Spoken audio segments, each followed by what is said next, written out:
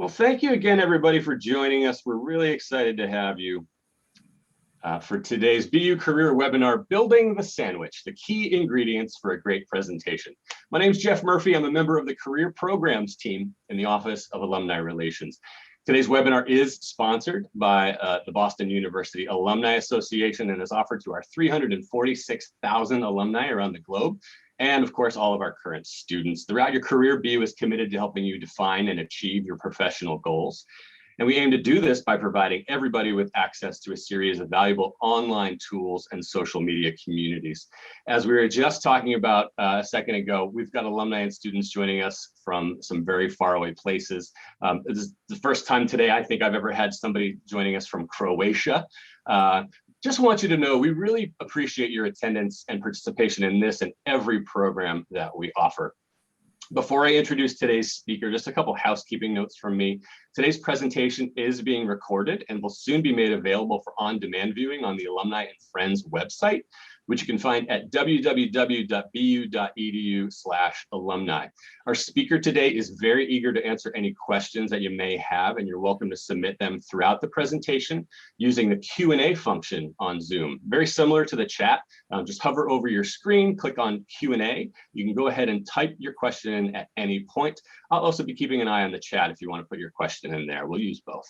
And I'm really excited to have our speaker here for today, BU Wheelock College of Education and Human Development alumnus, Paul Kreider.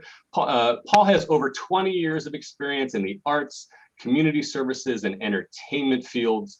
He fully understands the power of stories and how to reach all kinds of audiences. He's currently a talent agent and creative consultant, helping presenters become performers to captivate their audiences for repeat bookings and to add more business. But before we get started, Paul actually has a very special song that he would like for you to hear.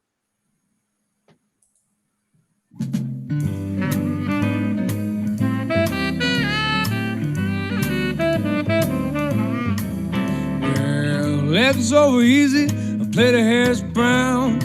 Take my hand, mama, we're going to town. Oh, what a wonderful thing to do. Eggs over easy, hash browns and you. We'll have coffee, sausage, and hot butter toast. Yes, this breakfast is really the most. Oh, what a wonderful thing to do. Eggs over easy, hash browns and you. We'll go to Angelo's, cause the place really hot. We'll go to Angelo's, where the service is tops. We'll go to Angelo's, we'll be licking our chops. Mama, we'll pull out the stops. Pop, now when we leave that place, we'll be laughing out loud. Smiling so hard, we'll draw a crowd. They'll say, what's up, man? And we'll just have to boast about the eggs over easy, hash browns and toast.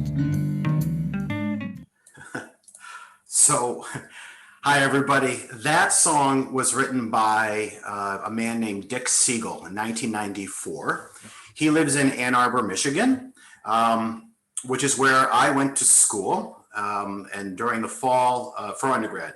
And during the fall of 2000, it was a Sunday morning. There's a breakfast joint in town called Angelo's, which is the song that Dick Siegel is writing about. It is the premier breakfast joint in Ann Arbor where you can get pretty much anything that you want. It is a place that you can see from these pictures, delicious breakfast sandwiches and Reuben sandwiches and pancakes, and everything is just delicious and fresh and everything. The thing that sticks in my head about Angelo's and Dick Siegel's song is Angelo's loved that song so much they made it the mantra of their restaurant, and you can hear it on the radio in Ann Arbor and in Detroit whenever you're there on a Sunday for brunch, right? You go to Angelo's, right? But for me, the thing that really stood out, it was a Sunday morning. I was with some friends. It was going to be a long day of studying, getting ready for the week to come. And we wanted a really good breakfast. But if you're going to go to Angelo's, you have to get there really early. And it's kind of a pain in the butt. But you're waiting in line and you're really hungry. And I'm saying to myself, you know what? I want to put together a sandwich, a breakfast sandwich, exactly the way I want it, right? And I have this personal sandwich that I try to put together wherever I can, but I'm going to make Angelo's do it this morning. And for me, it's an egg bagel lightly toasted. It's 1 slice of Munster cheese. It's 3 slices of cucumber. It's 3 thin slices of red tomato. It is 3 slim slices of red onion. It's a tall glass of orange juice, and it's scrambled eggs on the side. And I walked into that restaurant that morning. I said, that's what I want. They have a 16-page menu. And I said, no, this is what I want. That's how I want to get my day going. And they said, okay, no problem. I said, what do you mean no problem? I just gave you like a very specific, you have Munster cheese? Yeah. You can lightly toast on one side? Yeah, no problem. Thin slice? Yeah, sure, no problem. Great. And we sat down, waited for my food, and sure enough, it came back. And I bite into this sandwich, and there could be no greater explanation for how delicious and perfect that concoction was that Angelo's did for me. And although this sandwich in here is a burger, if you can imagine biting into one of your favorite meals, one of your favorite sandwiches, and feeling total and utter complete satisfaction, right? This feeling of nothing is better. You turn to your people that you're sitting with at the table and you're saying, this is the best thing I've ever had in my life. I don't care what it costs. I will get this again and again and again.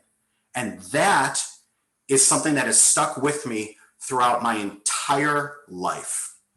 My name's Paul Kreider. As Jeff introduced me, I'm so happy to be here today with you. And I want to take you on this journey that we're going to go on today about what it means to build the sandwich, which is what I had Angelo's do for me.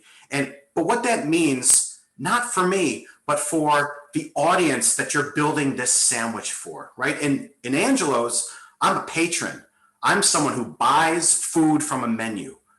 But the reaction that the chefs are looking for is for me to have this face of pleasure, like, yes, like I'm going to tell all my friends about Angelo's. Similarly, the feeling of total and complete satisfaction for the audience is something that I've done throughout my career. And my career started when I was in 4th grade with performing arts and theater and drama and singing and improv, which I brought to the University of Michigan. I actually studied acting in the School of Music. I transitioned into education, where for me, the idea of audience, right? You have your script, you have your audience. And education, where I transitioned, it's the same. You have your curriculum and you have your students. So for me, always, it's content and audience. It's performer and audience. I went on to bring this performer and audience love to higher education, where I was at Brown University and the Rhode Island School of Design doing student events and student programming. Again, creating content to deliver to the audience. And in this case, it was student affairs, student events, kids on these campuses, in both campuses. Then something occurred to me that the way we develop our content and the way we think about our journeys has a lot to do with how we grow, how we develop. So I went to Boston University in 2006, 2007, or was it 2007, 2008? I can't always remember, to study human development. The reason why I chose human development is because I want to know what makes us tick. What are the driving forces behind our stories? And if we can understand how we develop, both traditionally, in your stair model, but also a skewed development where this is not supposed to happen or this is unexpected. These things are all the ingredients that create powerful stories, which in turn become powerful presentations and performances for audiences to take in. And after I had a chance to study this kind of work, I wanted to apply it to an audience that was going to be very challenging for me. For me, in the greater Boston area and all over, Boston proper, but Dedham and Needham and Natick, all over, working with kids in the foster care system. This was intensive foster care. So these are kids that are pulled from their families for a number of reasons. And my job was to go in and to create safety measures and clinical plans to help these kids sort of find a better path in terms of their social, academic, and family lives. It's a very difficult audience to reach, but it's still the same. In my mind, if you're going to go to the theater, right, you're going to go see Hamilton, you're going to go see, the latest and greatest on Broadway, okay? The Friday night crowd, the one that's hopping and popping and really excited to be there, it's the weekend, yahoo, right? They're going to bring an energy level that is different than the Sunday matinee, which brings your children and your grandparents, right? You may not get the hooting and hollering. You may not get the kind of reaction you're looking for from the audience, but your role is the same as performer. Lin-Manuel doesn't take any time off and dull down his presentation, his performance for his audience, just because they're not clapping or laughing as loud as the Friday night show on Sunday. Similarly, when I was working with kids in the classroom, but also in higher education, but also the kids in the foster care system, I can't bring a different level of energy for the kids that aren't in crisis or for the kids that are. It has to be the same. My performance level has to be the same. And it doesn't matter who your audience is.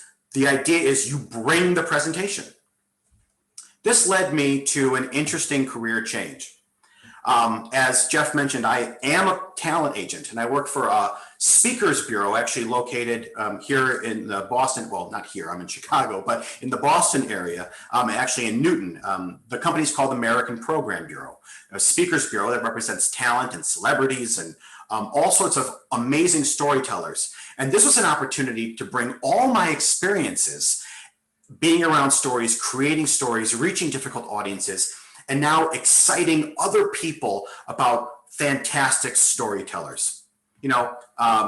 People like, people you would see on television all the time, and here there's, famous comedians and actors, and some of your iconic movies from all time. There's Ghostbusters and James Corden from The Late Show and Jay Leno, and it's really fun to be able to interact with such amazing entertainers. But I found that the celebrities and the showmen and the showwomen out there, it's not exactly the kind of opportunity that really stamps an impression on an audience. As a talent agent, I got to work with storytellers that weren't necessarily on television every day, weren't necessarily in your favorite movie or the favorite author of yours. Some of these folks are judges, are developmental disabilities advocates. Some of them run businesses. Some of them are the youngest stock traders of all time. Some of them are education and policy gurus. Some are former Supreme Court justices. And these stories are powerful.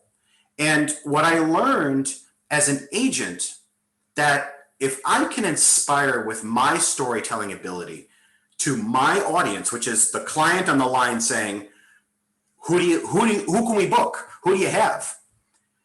If I get them to take on this special talent, this special storyteller, and they go to their organization and this person tells a story that raises awareness, that raises funds, that puts that organization on the map in such an amazing way, well, then it became very clear to me that a dynamic storyteller can create dynamic change. That's a very exciting thing to be a part of.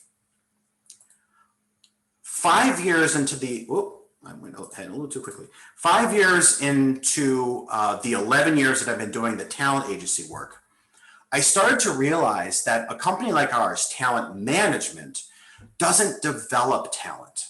So here I am receiving all of these potential storytellers. I have got a great story. I wrote a book. My story is going to be a movie. I was on Dr. Phil's show. I was on Oprah. I think you should represent me. Our company doesn't take on a whole lot of people all the time. We can't do an overwhelming number of representations.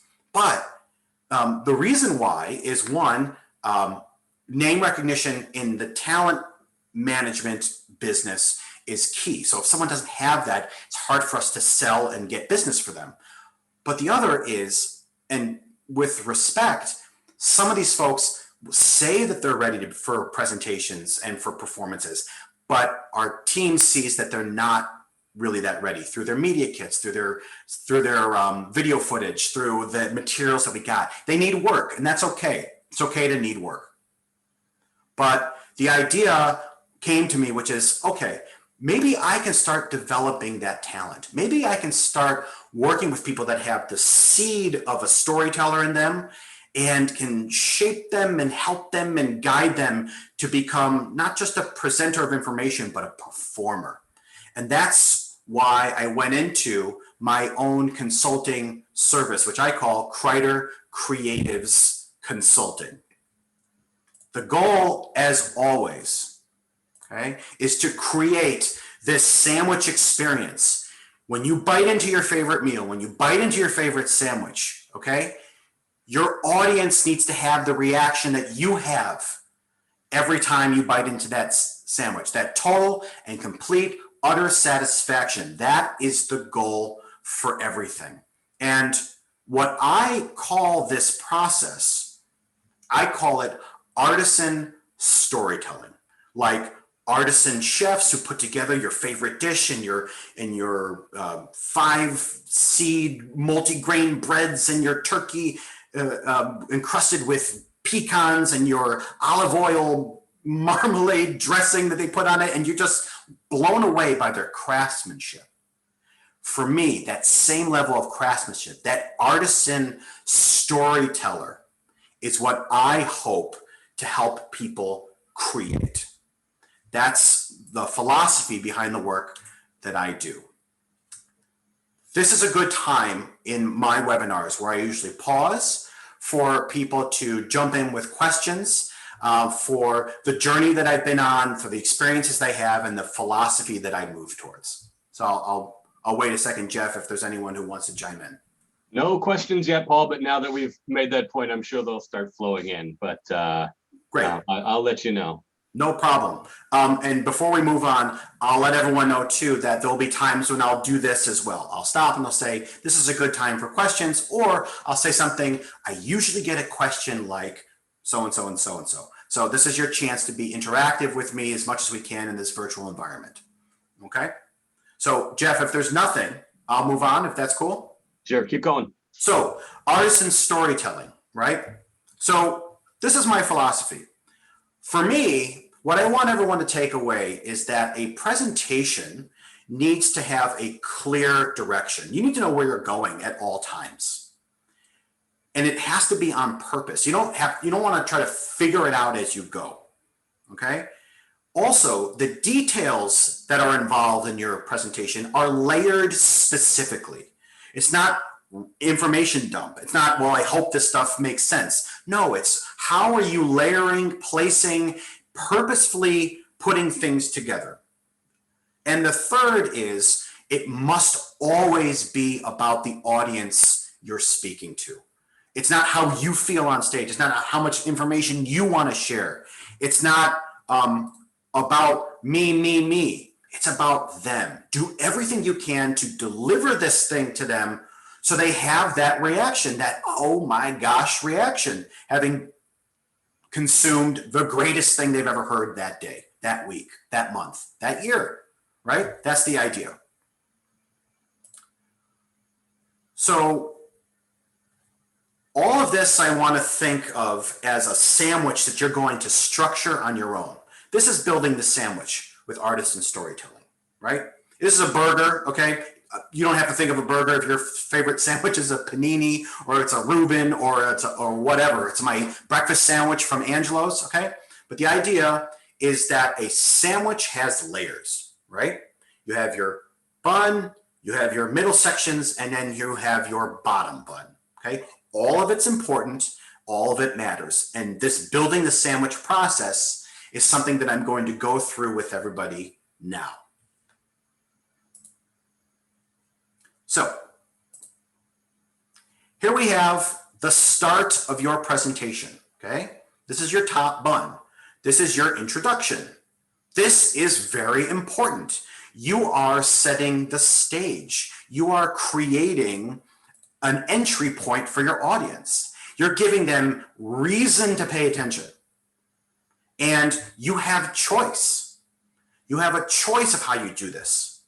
You have the choice to start by introducing yourself, how long you've been doing this work, what your degrees are in, and let's get started. You have that choice. You can make that choice, or you can make the choice to tell a great story to start, or to talk about an interesting factoid, or play music, or sing, or whatever you want to do. But you have a choice of what you put on that top layer. Just like when you walk into your bakery, right? Do they have one loaf of bread behind the counter? No, I mean, you're overwhelmed when you walk into a bakery because do I get the multi-grain baguette? Do I get the marble rye? Do I get the sourdough chocolate chunk loaf, right? There are so many options, and that's a good thing because you have the ability to control and command how you start off your presentation. If that's clear for everyone, Jeff, I'll move on to the second portion. Clear so far. Very good. So after your audience bites through that top layer of delicious Parmesan encrusted multi-grain marble rye olive loaf, right? They get into the layers of your presentation, okay? Now, I want to back up for 1 second. When we are talking about the top bun and you're thinking about your presentation as a sandwich, okay? 100% of your presentation you need to be speaking during, or you need to be involving your audience. 15% of that presentation is devoted towards this top bun, the introduction, okay? The meaty bit, okay? The real heavy part of your presentation should be these layers. This should be 70% of the time you're speaking should be devoted here in helping your audience move from critical point to critical point. Okay, so here we are in the layers of your presentation. This is 70% of purposeful, meaningful layering of content. And I'm going to get into that right now. In terms of the kind of ingredients you're going to include here, remember, we're working with the food analogy, the sandwich. There are ingredients that work really well, beautiful ingredients, stuff that artisan chefs would always include in their concoctions. Okay, but then there are situations where if we're not careful about what we include, if we're not being conscious of how we layer our presentations, okay, we can create problems for our audience, right? So I'm sure we've all either in our own kitchens or in our mother's kitchens or in our grandmother's kitchens or in our friends' kitchens walked in and been like, oh my gosh, what is going on in here, all right? Bad ingredients, poorly structured and aligned elements can lead to dissonance. Dissonance leads to a disinterested audience, okay? Your audience will know it. They'll know if you laid an egg. This doesn't belong here, right? There are combinations out there that work, and there are combinations that don't work, right? Who puts in a piece of mint gum right after they've had, a Bud Light, or who's going to dip their salmon in dark chocolate, right? This doesn't work. It never will work, right? No matter what some creative, outside the box thinker tells you, some things just don't work together. okay? And you have to be aware of those things when you're putting these layers together, because there are things that work, and there are things that will make the layers of your presentation coherent and a digestible experience for your audience. There are 4 main things that we're going to focus on in how to create the most delicious content experience for your audience. So here, tone and transitions, gestures and movements, giving credit and staying away from cliches. And I'm going to jump in to each one of those important content points now. So, tone and transition. This means how you use your voice. Okay, when we talk about tone, how loud are you talking? How quiet are you talking? Are you emphasizing points with particular punctuation? Are you smoothly going through certain things, right? Your voice is a tool, and the tone you use sets the tone for the important critical point that you're making. Now, once you've made that point, then you have to transition from one point to the next, okay? And my approach is connect the two. That's part of being a storyteller. That's part of being an artisan craftsman storyteller. You're still bringing your audience on a journey from this point and connect it to this point. It's your responsibility to do that. You'll be a memorable presenter that way by helping them go from here to here. Make that connection. Those transitions within your layers are key. The next section, see what I did there for the BU crowd? Woohoo, BU. So the next section is all about how we gesture and how we move. Now, you might see my hands flopping all over the place. A lot of us, when we get excited, we tend to do this all the time. We want to making a big, huge, important point, right? When you are preparing your presentations, when you're making emphasis on certain points, you have your voice as a tool, but you also have these as a tool. You also have your body as a tool. So I'm making an important point, a gesture, when it comes out of stillness, right? Keeping your arms to your side as much as possible until you make that big point. That dramatic change in how you're using your hands and how you're using your body goes a long way in emphasizing a point. When you're, and we'll get into virtual versus in-person later on in the presentation.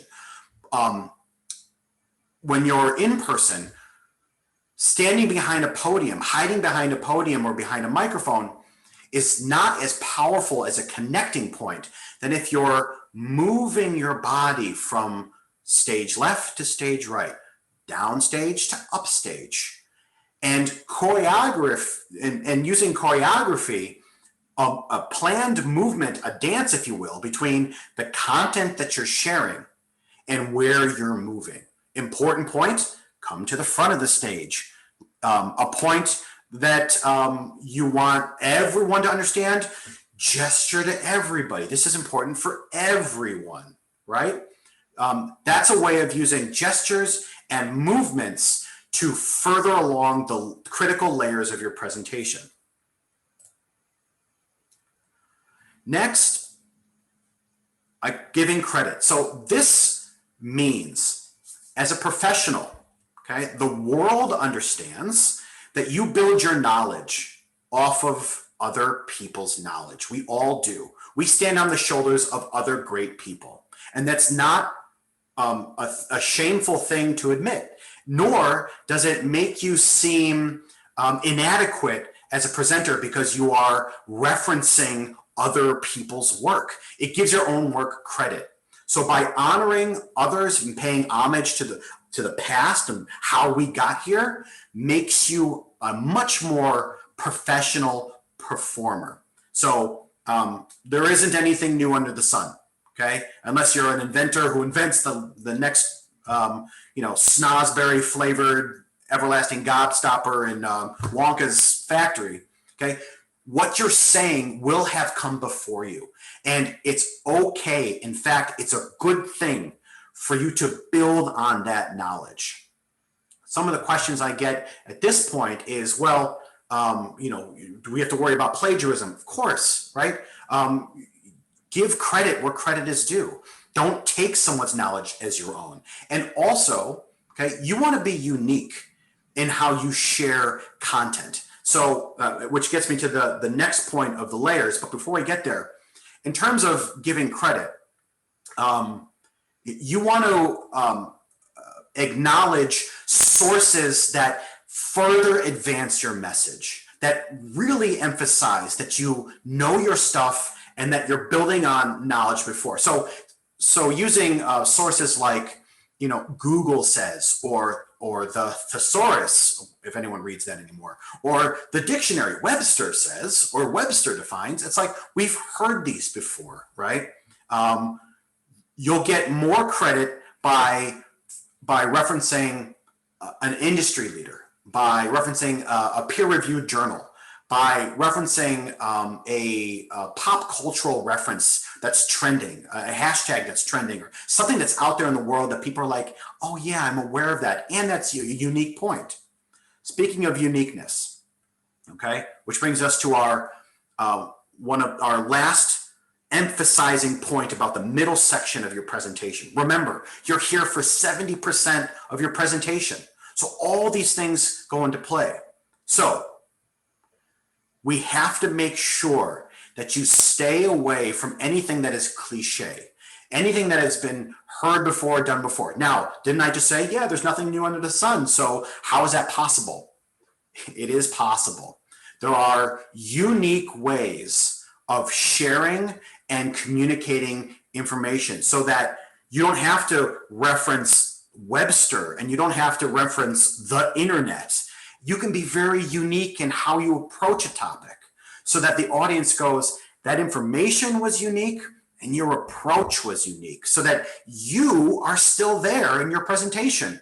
It's not about you, which we've discussed. It's always about the audience, but your ability to communicate in your way is what's going to help you stand out as you deliver your content. Okay? So that brings us to the end of the layers section. The 70% of your presentation should be spent in the layers, transitioning from critical point to critical point, using tone and gestures and being unique and giving credit, right? All these things make up the unique ingredient layers that work together, that don't create dissonance and create a memorable experience for your audience. Jeff, this is a time where I usually open up for if anyone's got anything to add or wants to share. Yeah, we've got some great questions that have come in, actually. So a couple people are kind of asking questions about your model with the sandwich versus other models that people might have seen before. And Tara brought up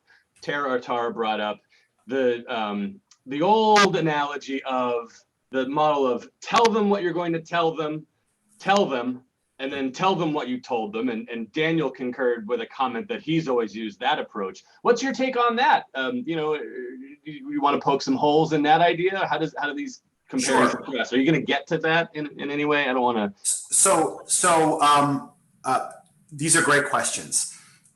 My way is not the way. It's not the best way. It's not the right way. It's not the only way.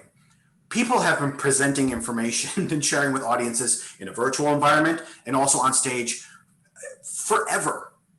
There are so many tried and true methods. I mean, if you're going to be in a storyboard room putting together a movie or a comic book or whatever, you're going to learn so many ways to tell a story. Okay, this is something that resonates with me because of a personal experience I had with a sandwich, right? And it lends itself to a wonderful analogy. The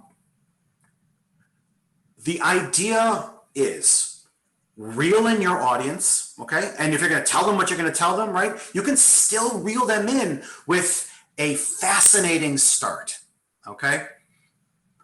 Connect your content and transition well, okay? Those things are the same in whoever's philosophy you're going to follow. And then as we get to the bottom bun, which I'm going to get into next, okay, then we have to leave people with a certain feeling, with a certain direction, a catalyst, right? We have to send people on their way. Any storytelling guru is doing that in some way, shape, or form. And some people, you'll see some directors like Quentin Tarantino, for example, the guy starts in the middle of his story or at the end of his story, right? So he flips everything on its end.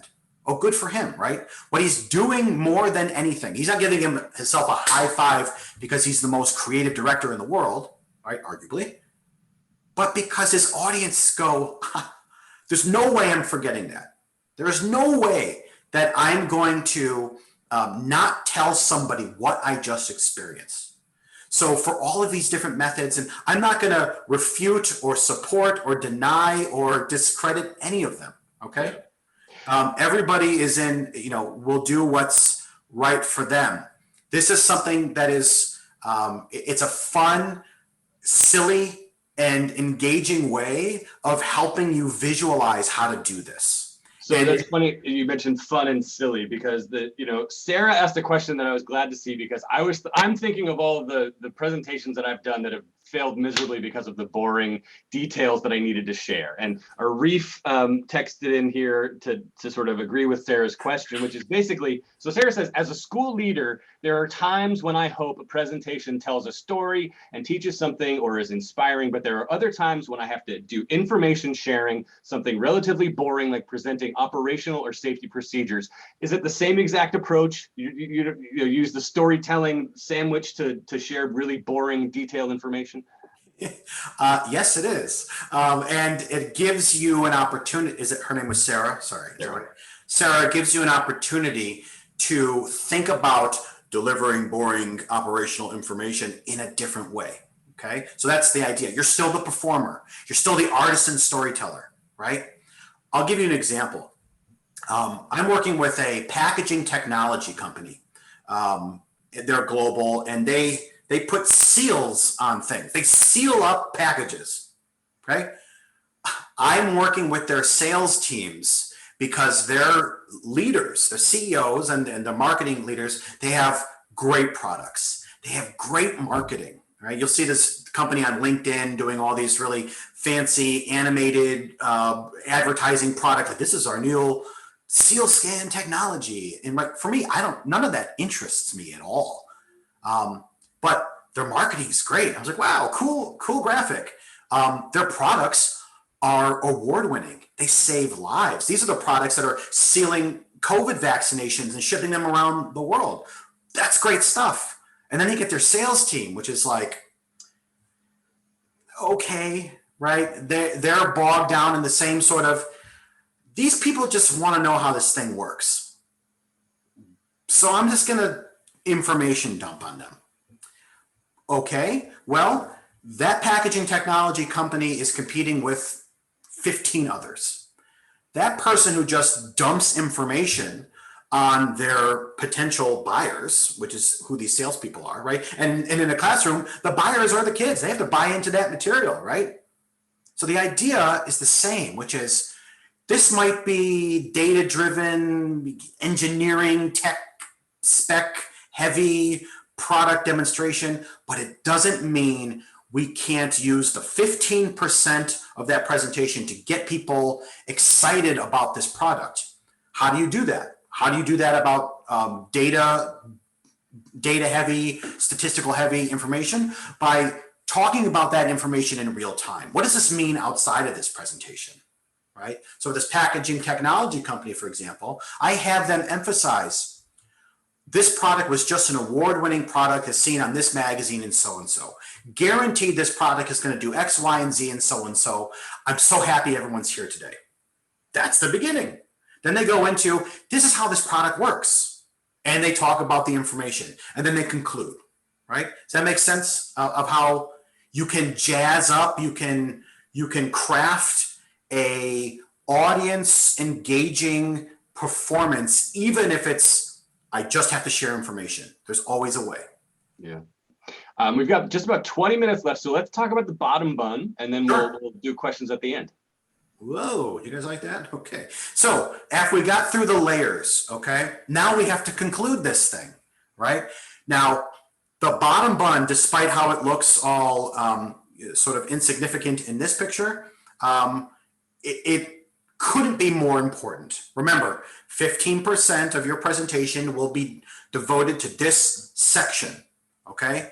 This is the piece of bread that has collected every bit of morsel and sugar speck and oil and flavor. Everything collects in the bottom bits, right? This is your last bite. This is what you're leaving people with. That morsel they pop into their mouth before they leave, right?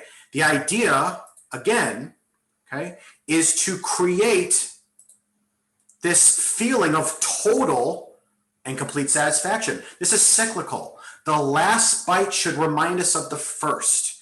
Everything comes full circle. You know, conclude in a manner that's going to make your audience walk out of there going, this could be a call to action. This could be an anecdote or a story that leaves people excited. This could be a statistic that blows their mind. The idea is that you leave them out of that room thinking about those last moments, right? And in terms of, go back to Sarah's point, in terms of, well, there's so much information I share, and how do we make sure that, how do I conclude everything all at once? You can always share information later. You can always send someone a one-pager, a PDF, you can send them a link to a particular site. You can always share later. It's totally okay. The concluding moment is not a summary per se. It is a moment to leave your audience connected to you. So, all this sounds good in practice, but here we are, just getting out of the pandemic.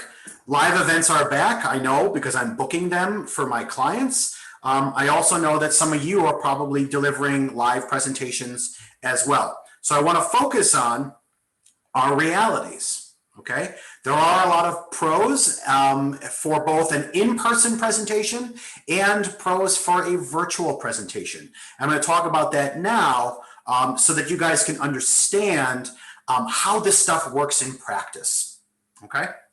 So let's start with our good friend Jeff. So Jeff has a virtual background up, right? Like a lot of us do when we are having our meetings, right? Because if we're working from home, we're probably shielding some of our kids' toys or our kitchen mess or whatever. We're working with the best possible scenario that we have to work with. As it pertains to virtual presentations, my opinion is that we should tidy up our virtual spaces to show people that we are professionals, whether we're professionals at home or professionals on a stage. No matter where we are, I'm a professional. See, look into my life, look into my world. This is me as a professional doing my work. And yes, I'm doing the best I can with what I'm working with. Now, of course, when you're live and in person, okay, with your event planners and the venues, you can play around with your presentation space, right? You can make sure that everything is tidy in the way you want it. That's what event planners are for. That's what venue staff is for, to making sure that your live space is as you want it. You want the chair this way, you want the microphone here. You can create all that. You can also create all that at home by tidying up your space, which doesn't have to be a complete overhaul. You don't have to buy new furniture, right? But the idea is just create a space that is worth a professional look into your life, because that's what people are doing here, right? Now, it's one thing to create a professional space, both in person, but also virtually. But if no one can see you, then it doesn't really matter, right? So if you're working in a virtual space, make sure that you're working and recording from a well-lit space. How many of you out there have seen so many people recording in their basements or a dark room with no windows? Open the curtains, open the blinds, turn on all your lights Some people go out and buy what's called a ring light, which is what this is a picture of. I don't endorse any ring light company. I don't use one myself yet. I probably will end up investing in one because I work in a space that has a lot of light. You guys can see me, and that's all good. These ring lights are a great way. They get mounted on the top of your camera, your computer, and they shine a light on you so that you appear brighter and more engaged, so people can see what you're doing. Of course, in person, right, you have technical crews and lighting crews where you can play around with how the lighting works in the room. Do you want to see everybody in the audience? Do you want the lights down at half, or do you want the lights down at full so it's just a spotlight on you? You have full control over that in both scenarios. So you can be seen and your background is tidy, but what are you wearing, right? So virtually speaking, again, with a grain of salt, we all have been limping through this pandemic, and we're all doing our best to get our kids off and our dogs walked and whatever we need to do, and maybe all we think we need to do is party, business on top and party on the bottom. But my approach is, if you're doing a professional presentation, whether it's you're in person, I mean, you wouldn't walk down to the ballroom area in your boxers and a sports coat, right? Or in a blouse and your bunny slippers.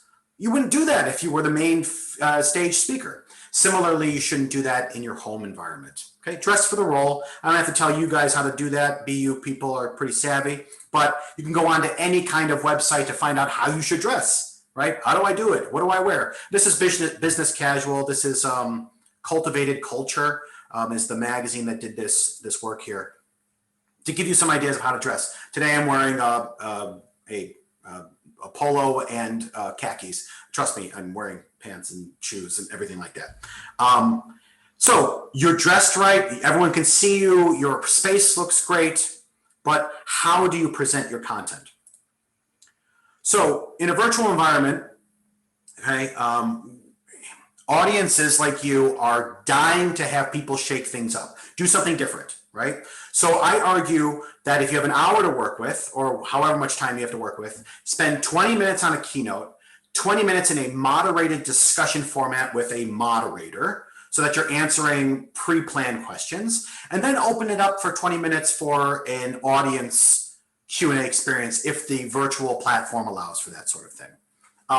In a virtual environment, a virtual audience will appreciate that more because they are so tired, like you guys are, of being talked to for 60 minutes and then it ends. This is more interactive. It changes the flavor of things. In person, the standard 45-minute keynote, 15-minute Q&A, with a mix and mingle and a book signing or whatever, all those things that happen afterwards, that's standard and that will work just great. But if in a virtual environment, mix it up. Your audience will appreciate it. So you're ready to go and you're ready to present, but buzz, ring, ding, bark, cry, right? There's so many things in a virtual environment that get in the way of your performance. Everyone remembers The Wizard of Oz, lions and tigers and bears. Oh my, this is cell phones and doorbells and children. Oh my. You can plan for those things to be out of the way for the most part.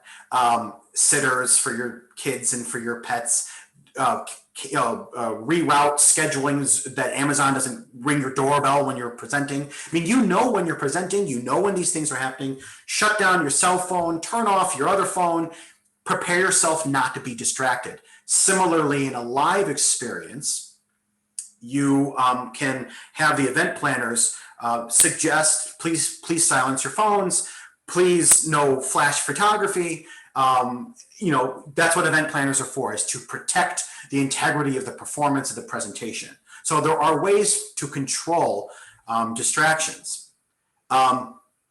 So you have content, you look good, you're ready to go, but you have to engage. No matter whether you're in person or whether you're virtual, you have to engage. And if everyone's an Austin Powers fan, do you remember he's taking the photography of the models and he's going, yes, yes, yes, no. And he screams at them and he gets all in their faces about it. The idea is engage with me, right? Easier to do in person where you can see your audience, you can walk from stage right to stage left, you can make eye contact, you can really get involved with people on a personal, intimate level. Can't do that in a virtual environment, but you still can make eye contact. This camera right here that I'm talking into, okay, gives the illusion that I'm looking into your eyes if you're looking at the camera, if you're looking at your screen. So you might be on your cell phone, you might be doing multitasking like we all do, but when I'm looking at this camera, I'm making eye contact with you. And this is key if you're doing a virtual presentation. This is where you should be looking, because when someone does look up, it will seem like they are being talked to. And that's important, particularly in a virtual environment when we don't get to talk to anybody face to face anymore. Okay, so make eye contact. And this seems a little obvious, but be confident about your role. You were hired, you were asked, you were given the opportunity to be the performer, the presenter. You're the expert. So whether you're in person or whether you're virtual, take on that role with gusto, right? It's an honor. So do your part to bring that kind of confident energy. You might have seen it throughout my presentation. There are times when I'm talking fast and going quickly and I'm very excited. And then there are times when slowing down is the most important thing to do.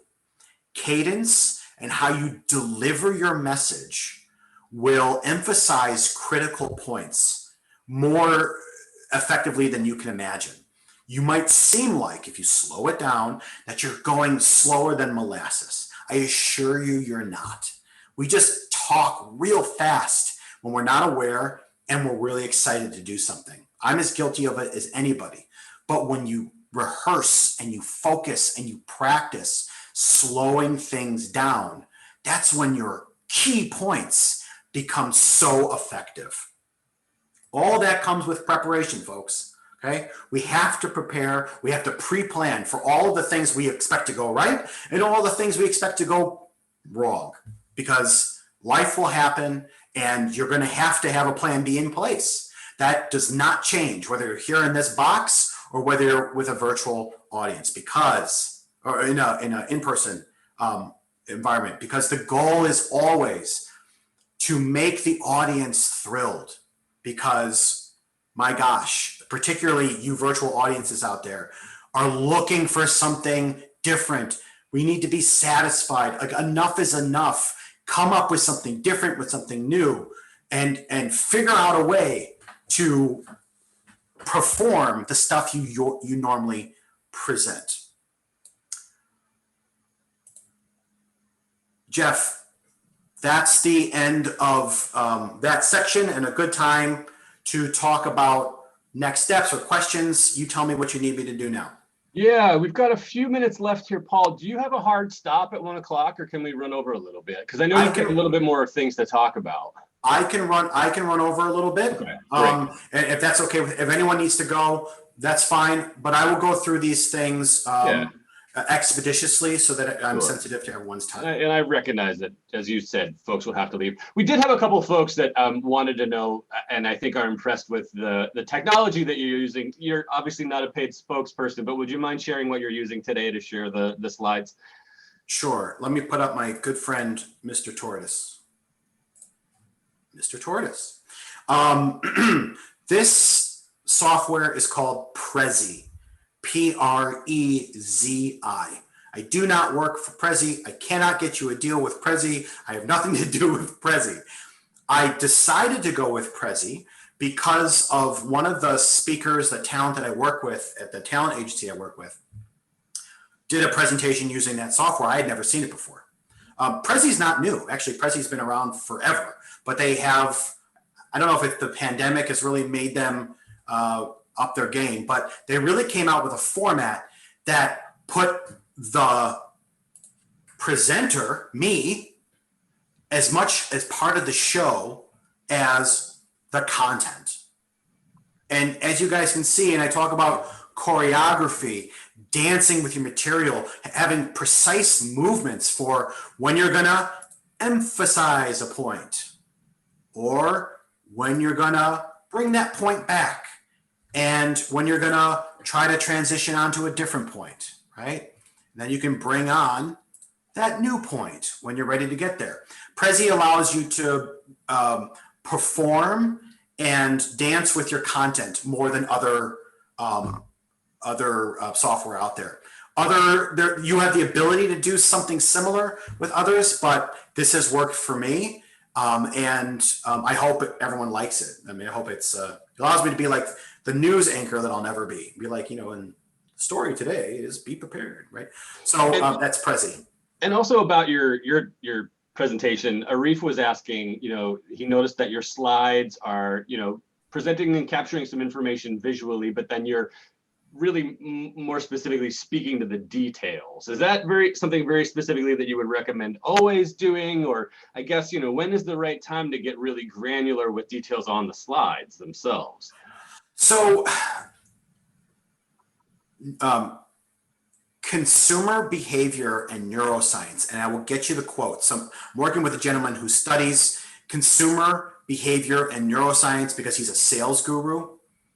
He talks about, his name is Todd Capone, and I'll send everyone the reference later. He didn't research this, but he uses it in his presentations. The human brain won't be able to do more than one thing when you're looking at a presentation. Either you're going to put up a picture that the brain will bring in and work with and think about, or it's going to read text.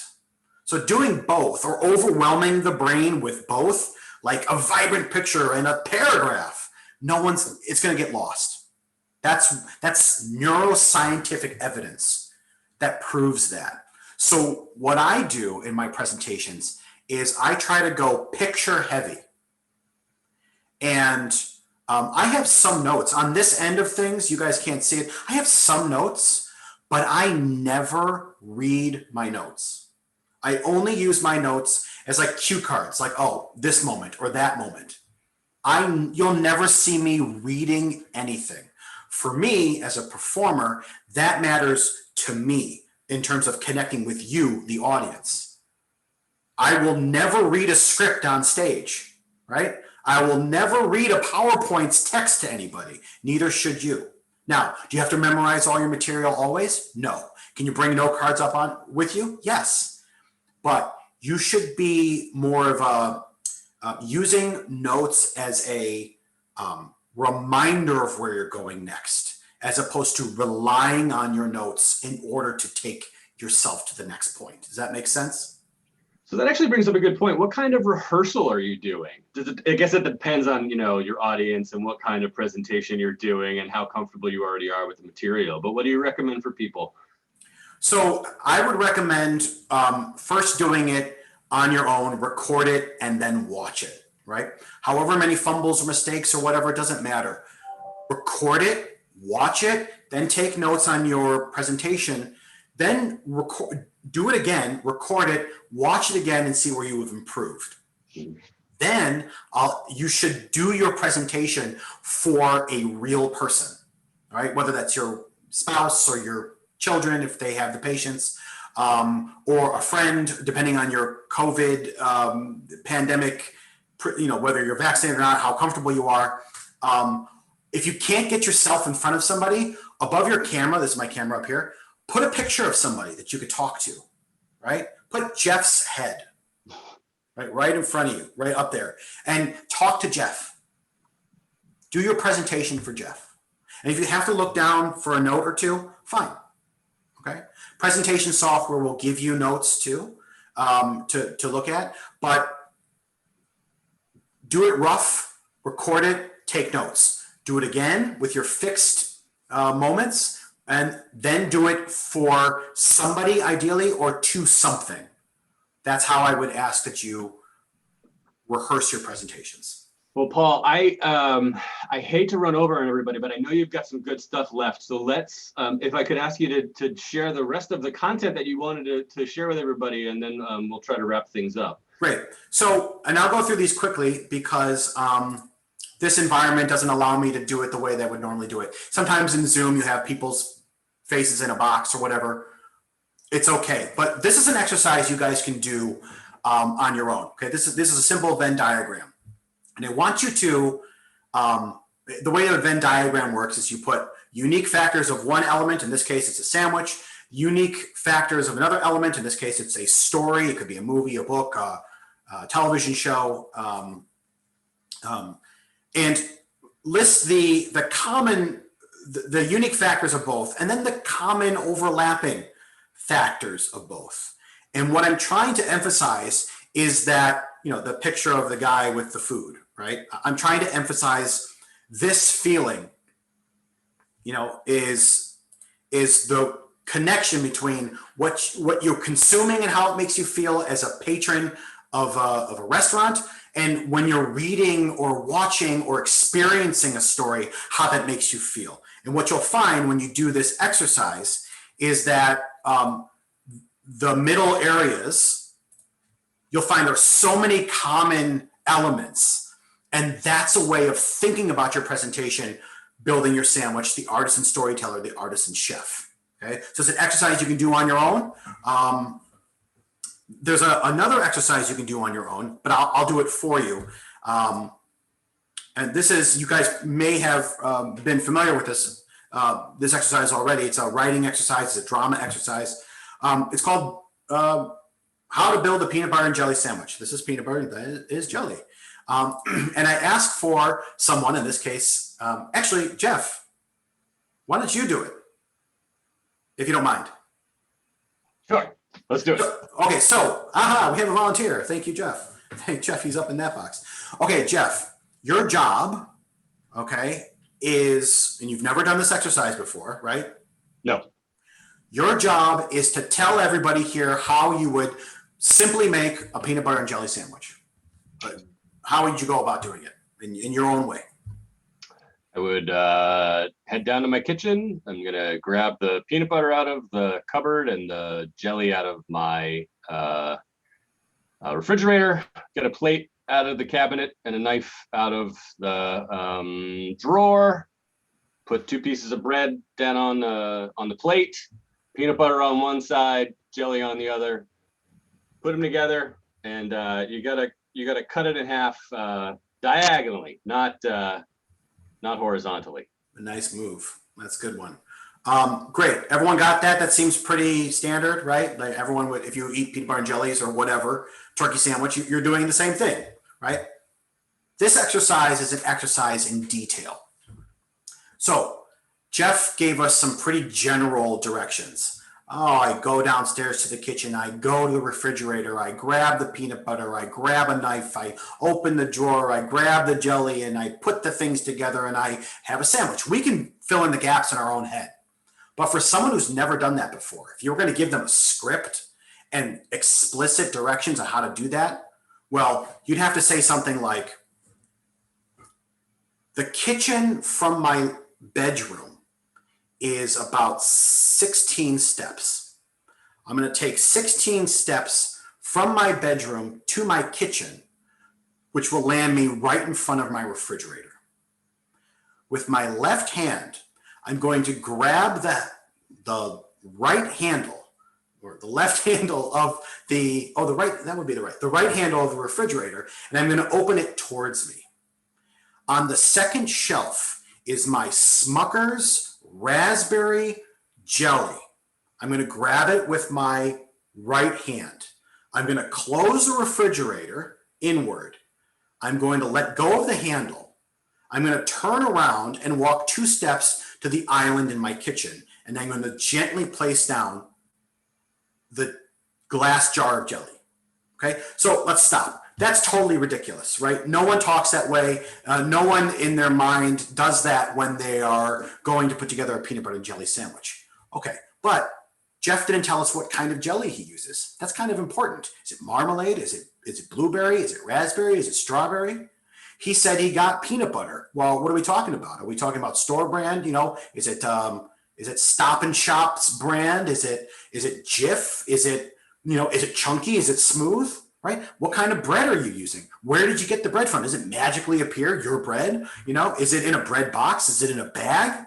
How do you get it? How do you open it? What kind is it? Wheat? Is it rye? Is it white? Is it Wonder Bread? The point is, there are so many details that we can go into. And someone asked, I don't want to get bogged down in the details, like how do we make sure that we're delivering the right details and not overwhelming our audiences? We don't want to overwhelm our audiences with too many details, but in preparing and rehearsing, picking out those essential ingredients, which is all part of your layers, okay, are important. It's important to know what kind of flavor of jelly. It's important to know what kind of bread you're using, because that alters the taste of the sandwich. So do you need to know how many steps it is from the bedroom to the kitchen and which hand you reach into? No, you don't. But the details that bring your story to life are what are essential. So I invite you guys to think about the details of your presentations. Go overboard to start and then thin it out. And what you'll be left with are the rich details that make your presentation a performance for your audience. And Jeff, if there's any more questions, I can take them now, but I can also jump into my final moment. Well, I think this is actually great. I mean, we're already over time, Paul, and I think we've gotten all the really pertinent questions. But I know that people are going to want to follow up with you. And this offer that you're sharing with everybody is really incredible. So please let everyone know. Okay. So the consulting work that I do, everybody, is called Kreider Creatives Consulting.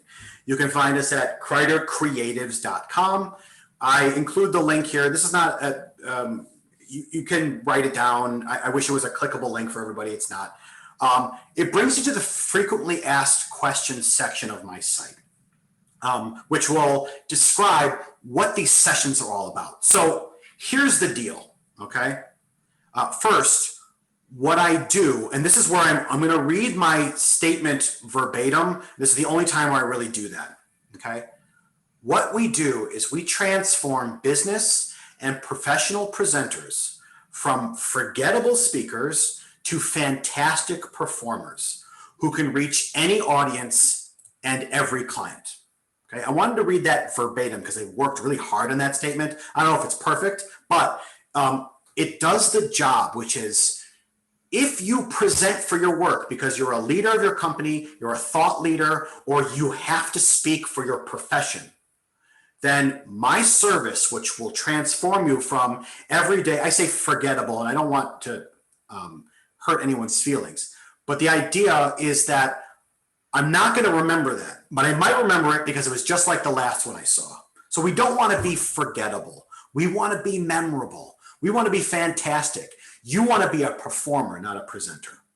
And so that the audience you're in front of or the client that you're delivering information to will never forget you. And why is that good? Because it leads to more business and gigs and money and prestige and more and book deals or whatever, right? Whatever you're going for. You have to transform yourself from presenter to performer, and that's where I come into play. The sessions that I do are 60 minutes long. I give everybody one free 60-minute session. And at the frequently asked questions section on my site, you can see what's involved with that first section, that first session. That's a chance for you to bring material, to run it through this filter here in a build a sandwich method, and I will give you feedback right there and then on how you can make your presentation more of a performance. You can take that information after that first free session, and Godspeed, you can go off and do what you have to do with your presentation if you felt like that worked. Most people say, that was great, I want to learn more. There's more to learn. I don't hold back anything in an hour, but I don't go much over an hour with this first free session.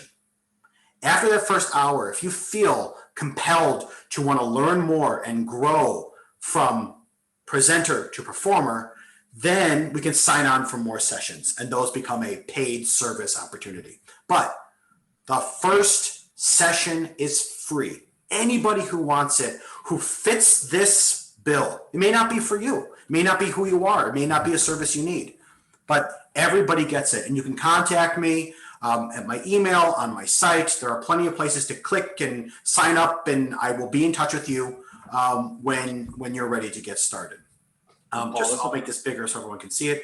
Just again, and of course I'm on Facebook and LinkedIn and Twitter, and I have a YouTube channel with tons of content of me doing this, both in person, where I'm actually doing workshops with people in person prior to the pandemic, but also virtual sessions and tips for you to grow and learn and get better.